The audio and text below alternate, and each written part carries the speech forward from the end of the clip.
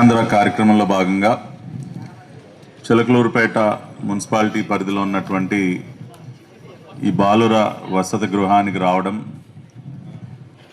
మరి ఈ బాలుర వసతి గృహాన్ని నెట్ జీరోగా ప్రకటించడం అనేది చాలా ఆనందాన్ని కలిగిస్తూ ఉంది.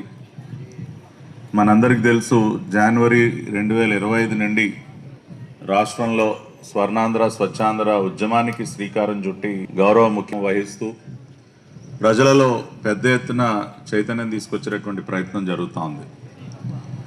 స్వచ్ఛాంధ్ర కార్పొరేషన్ ఈ కార్యక్రమాలన్నింటినీ కూడా సమన్వయపరుస్తూ జిల్లా యంత్రాంగం యొక్క సహకారంతో, ప్రజాప్రతినిధుల యొక్క సహకారంతో మరి ఈ కార్యక్రమాలన్నింటినీ కూడా ఇప్పటి వరకు విజయవంతంగా అమలు చేస్తూ వచ్చాం.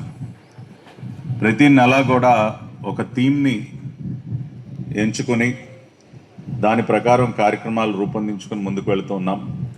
మరి ఈ నెల ఈ నెట్ జీరో థీమ్ని ఎంచుకొని రాష్ట్ర వ్యాప్తంగా ఈ నెట్ జీరో వేస్ట్ కాన్సెప్ట్ని పెద్ద ఎత్తున ప్రమోట్ చేస్తూ ఎక్కడికక్కడ ఇన్స్టిట్యూషన్స్ అన్నిట్లో కూడా ఎవరి చెత్తను వారే ప్రాసెస్ చేసుకుని ఆ రకంగా తమ వంతు తాము పోషించే విధంగా వారందరినీ కూడా మోటివేట్ చేస్తూ ఈ కార్యక్రమాన్ని ముందుకు తీసుకెళ్తున్నాం. మరి రాష్ట్రంలో మొట్టమొదటిసారిగా గౌరవ ముఖ్యమంత్రి గారి నియోజకవర్గం అయినటువంటి కుప్పం నియోజకవర్గంని ఒక నెట్ జీరో కాన్స్టిట్యున్సీగా పూర్తి స్థాయిలో మారుస్తూ ఉన్నారు.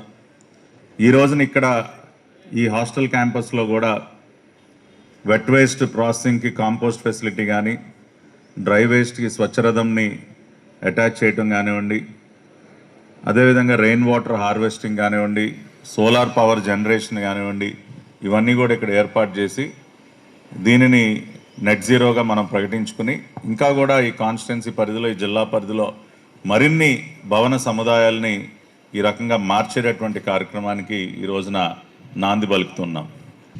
మనం తయారు చేసినటువంటి చెత్త ఇదంతా కూడా, దానిని వాళ్ళు ఈ పేరుకుపోయిన చెత్తను తీయటానికి ఎంత ఖర్చు అవుతోంది? రాష్ట్ర వ్యాప్తంగా 870 కోట్లు.